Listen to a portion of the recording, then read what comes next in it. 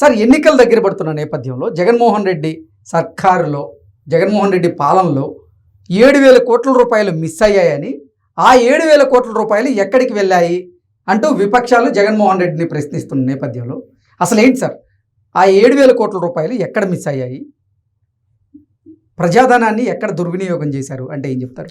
So ఒకటేంటంటే ఆంధ్రప్రదేశ్ యొక్క ఆర్థిక పరిస్థితులు, ఆర్థిక క్రమశిక్షణ ఏ విధంగా ఉంది అని అంటే దేశంలో ఏ రాష్ట్రంలో లేని విధంగా చిన్నాభిన్నంగా ఉందని చెప్పి కాగు చెప్తోంది.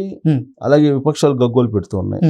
సరే, విపక్షాలు అంటే విమర్శలు చేస్తున్నాయి, బట్ కాగ్ కూడా అదే చెప్పింది కదా, దాన్ని కాదలేం మనం. అవును, కాగ్ కూడా అదే చెప్తుంది కాబట్టి సరే, కాగ్ గురించి కూడా వాళ్ళు ఏం చెప్తున్నారు, వైఎస్ఆర్ కాంగ్రెస్ పార్టీ వాళ్ళు కాగ్ ఎప్పుడు తప్పుపడుతూ ఉంటుంది, ఏ ప్రభుత్వం ఉన్నా కానీ తప్పుపడుతుందని చెప్పి వాళ్ళు అంటూ ఉంటుంటారు. అంటే కాగు ఏ ప్రభుత్వం తప్పుపడుతుందని అంటే ఓకే, తప్పు పట్టచ్చు, కానీ ఇప్పుడు ఉన్నటువంటి ఆర్థిక పరిస్థితి చిన్నాభిన్నం చేసేవో ఇంత పెద్ద ఎత్తున అనేది కాగు ఎప్పుడు చెప్పలేదు కదా, దాన్ని పరిగణలోకి తీసుకోవాలి కదా. సో అసలు జగన్మోహన్ రెడ్డి అధికారంలోకి వచ్చిన తర్వాత ఆయన బటన్ నొక్కేటువంటి కార్యక్రమానికి ఇస్తున్నటువంటి డబ్బులు ఎక్కడి నుంచి తీసుకొస్తున్నారు అంటే ఎవ్రీ డే ఎక్కడి నుంచి అప్పు తీసుకురావాలి, ఏ రూపంలో నుంచి తీసుకురావాలి, ఎక్కడి నుంచి తీసుకురావాలి, ప్రపంచ బ్యాంక్ నుంచి తీసుకురావాలా, లేదంటే ఆర్బీఐ నుంచి తీసుకురావాలా, లేదంటే కార్పొరేషన్లని తనఖా పెట్టి తీసుకురావాలా, లేదంటే ఏ రూపంలో తీసుకురావాలి, ఇదే ప్రభుత్వం యొక్క లక్ష్యంగా కనిపిస్తుంది. అంతే తప్ప ఎక్కడి నుంచి సంపాదించాలి అనేది ఎక్కడ కూడా ఆలోచన చేసినటువంటి దాఖలాలు లేదు జగన్మోహన్ రెడ్డి.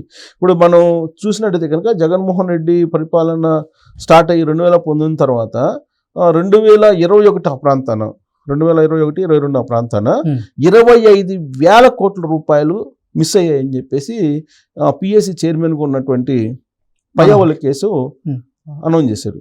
అప్పుడు పయ్యావుల కేసు అనౌన్స్ చేశారు కదా, అనౌన్స్ చేసి పీడీ ఖాతాల నుంచి మొత్తం డబ్బులన్నీ మాయమైపోయి 25,000 కోట్ల రూపాయలకి అసలు గల్లంత అయిపోయి దానికి అకౌంటబిలిటీ లేదని చెప్పేసి అసెంబ్లీలో కూడా ప్రశ్నించారు కదా. అసెంబ్లీలో కూడా ప్రశ్నిస్తే అప్పుడు వాద ప్రతివాదాలు కూడా జరిగాయి. మొత్తం మీద ఫ్యాక్ట్ ఫైండింగ్ ఏంటి అనేది తెలీదు. వీళ్ళ వాదన వినిపించారు, వాళ్ళ వాదన వాళ్ళు వినిపించారు, బస్ డబ్బుల మీద ఎక్కడికి మిస్ కాలేదు అని చెప్పి వాళ్ళు చెప్పారు. ఆర్థిక మంత్రి బుగ్గన రాజేంద్రనాథ్ రెడ్డి అసెంబ్లీ సాక్షిగా. బట్ పిఎస్సి చైర్మన్ ఎవరు, పయ్యావుల కేసు, ఆయన దగ్గర అకౌంట్స్ ఉంటాయి. ఇప్పుడు ఆయన అయితేనేమో 25,000 కోట్ల రూపాయలు మిస్ అయిపోయాయి పీడీ అకౌంట్ల నుంచి అని చెప్పారు. సో దానికి ఎక్కడికి బాగాలేదు, మేము డైవర్ట్ చేసామని లేకపోతే పలానా పథకాలకు ఇచ్చామని ఏదో చెప్పారు. బట్ అక్కడ 25,000 కోట్ల రూపాయలకి సంబంధించిన అకౌంటబిలిటీ లేదు అనేది అర్థమైపోయింది అప్పుడు వాద ప్రతివాదాల క్రమంలో. అప్పటి నుంచి కూడా ఆర్థిక క్రమశిక్షణ అనేది లేకుండా పోయింది. అందుకే మరో శ్రీలంక అని అన్నారు, మరో ఉత్తర కొరియా అన్నారు, మరో బీహార్ అన్నారు, ఇప్పుడు రకరకాల అంటూ ఉన్నారు, మరో ఆఫ్ఘనిస్తాన్ అంటున్నారు, తాలిబాన్లు పరిపాలిస్తున్నారని చెప్పి రకరకాల ఆరోపణలు వచ్చాయి కదా. అవును. సో తాలిబాన్ల పరిపాలన ఉంది, ఇక్కడ ఆఫ్ఘనిస్తాన్ లాగా ఉంది అని చెప్పి రకరకాలుగా విపక్షాలు విమర్శిస్తున్నాయి జగన్మోహన్ రెడ్డి. అయినప్పటికీ ఆయన వాలకంలో ఏమాత్రం మార్పు రాల. మద్య నిషేధాన్ని చేస్తానని చెప్పి ప్రకటించినటువంటి జగన్మోహన్ రెడ్డి మద్య అమ్మకాల మీద మాకు రాబోయేటువంటి సంవత్సరాల్లో ఇంత ప్రాఫిట్ రాబోతుందని చెప్పి దాన్ని చూపించి అప్పు తీసుకొచ్చుకున్నాడు ఆయన. అలాగే సచివాలయాన్ని తాకట్టు పెట్టాడు, కార్పొరేషన్లు అన్నింటిని తాకట్టు పెట్టేశారు. ఇప్పుడు ఎక్కడెక్కడ ఏం తాకట్టు పెట్టాలనేది ఎదుగుతున్నటువంటి పరిస్థితి. సచివాలయాన్ని ఎందుకు తాకట్టు పెట్టారంటే అవసరమైతే సచివాలయాన్ని పెడితే తప్పేందని చెప్పి మాజీ మంత్రి కొడాలి నాని అంటారు.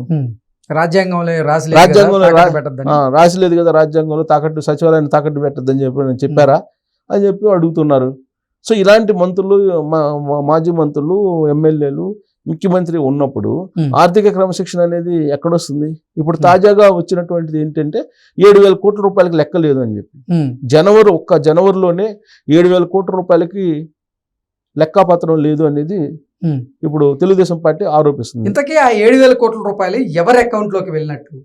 ఇప్పుడు ఎవరి అకౌంట్లోకి వెళ్ళినట్టు అని అంటే ఇప్పుడు ప్రభుత్వం వైపు నుంచి సరాసరి సగటున కొంచెం అటు ఇటు లెక్కలు కొంచెం అటు ఇటు ఉన్నా కానీ సరాసరి వేసుకుందాం. సరాసరిన ప్రతి నెలలో 5,000 కోట్ల రూపాయలు ఖర్చు ఉంటుంది ప్రభుత్వాన్ని అనేది ఒకటి. ఏది రెవెన్యూ ఖర్చులు కానీ లేదంటే చెల్లింపులు ఇలాంటివి ఉంటాయి, 5,000 కోట్ల రూపాయలు ఉంటుందని. కానీ ఒక్క జనవరిలోనే 10,000 కోట్ల రూపాయలు ఖర్చు చూపించారని. 10,000 కోట్ల రూపాయలు ఖర్చు చూపించారు. అంటే ఏ నెలలో లేని జనవరిలోనే ఖర్చు అయినట్లు, జనవరిలోనే 10,000 కోట్ల రూపాయలు ఎందుకు ఖర్చు అయినట్టు అనేది ఇప్పుడు విపక్షాలు ప్రశ్నిస్తున్నాయి. సో దానికి లెక్క చెప్పండి ఎందుకని ఎక్స్ట్రా అని. సో ఈ 10,000 రూపాయలు 10,000 కోట్లు ఎక్కడి నుంచి తీసుకొచ్చారు? మామూలుగా అయితే 5,000 కోట్ల రూపాయలు ఖర్చు 5,000 కోట్ల రూపాయలు ఉంటుంది అనేది. సో దాని మీద ఇప్పుడు 10,000 కోట్ల రూపాయల ఖర్చు ఎందుకు అయింది? ఎక్స్ట్రా ఎక్కడి నుంచి తీసుకొచ్చారు అసలు? ఆ డబ్బులు ఎక్కడి నుంచి వచ్చినాయి అని చెప్పి లెక్క తీస్తే వీళ్ళు కొన్ని బయట పెట్టారు. యాక్చువల్గా 7,000 కోట్ల రూపాయలని ఏపీఎండిసి బాండ్లు ఇష్యూ చేసి 7,000 కోట్ల రూపాయలని సమీకరించింది బాండ్ల రూపంలో.